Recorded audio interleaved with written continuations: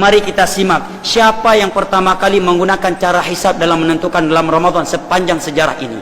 Kita simak ucapan Syekh Imam Ibn Hajar Al-Asqalani ketika beliau mensyarah hadis nahnu la naktub wa la nahsub. Kita umat yang ummi tidak mampu menulis dan tidak mampu hisab. Kata beliau, wa qad dhahaba qaumun ila ar-ruju'i ila ahli taysir fi dhalika wa hum rawafidh. Sungguh telah ada sebagian mereka dalam menentukan puasa Ramadan satu bulan dan hari dengan cara hisab melihat perjalanan bulan, matahari dan bintang, yaitu mereka Ar-Rafidhah, Syiah Rafidhah. Inilah sekte pertama kali menggunakan cara hisab dalam menentukan puasa Ramadan, Syiah Rafidhah. Siapa yang mengatakan demikian? Ibnu Hajar Al-Asqalani, syarah Sahih Bukhari Fathul Bari. Sudah saya beri tanda.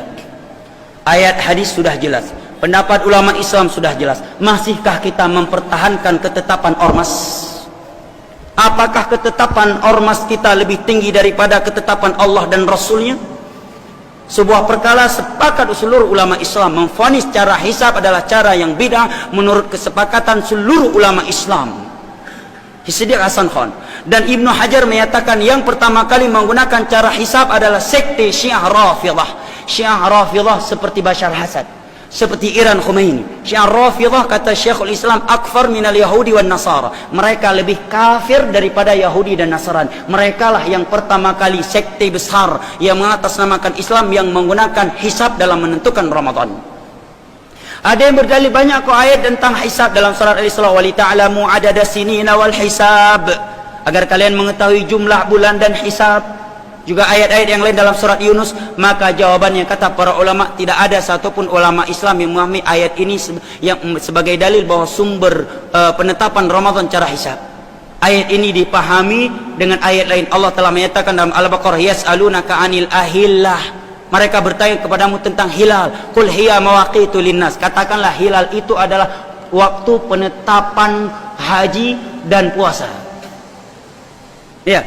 Adapun ayat tentang hisab dalam surat Yunus, dalam surat Al-Isra, sekedar Allah menyatakan ya kalian bisa menghitung. Allah tidak menyatakan agar kalian bisa menetapkan satu Ramadan dengan cara hisab.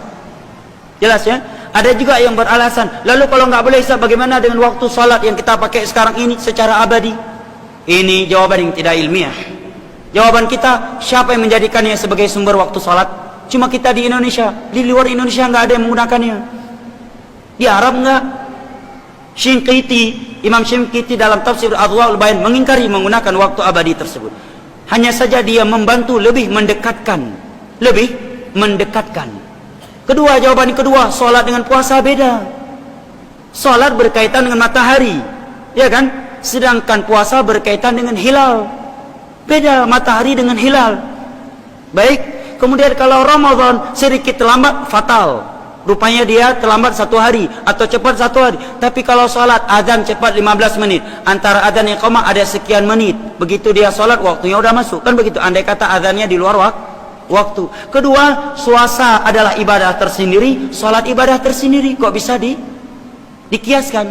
Jelas jamaah, apakah kita masih mempertahankan penetapan ormas setelah mengetahui penjelasan Al-Quran dan hadis dan kesepakatan seluruh ulama Islam dan ucapan Ibnu Hajar tadi bahwa yang pertama kali menggunakan metode hisab adalah Syiah Rafidhah? Mohon maaf, ini kebenaran, saya harus menyampaikannya. Wallahu ta'ala a'lam bishawab. Subhanakallahumma wa bihamdik asyhadu an la ilaha illa anta astaghfiruka wa atubu ilaik. Wassalamu alaikum warahmatullahi wabarakatuh.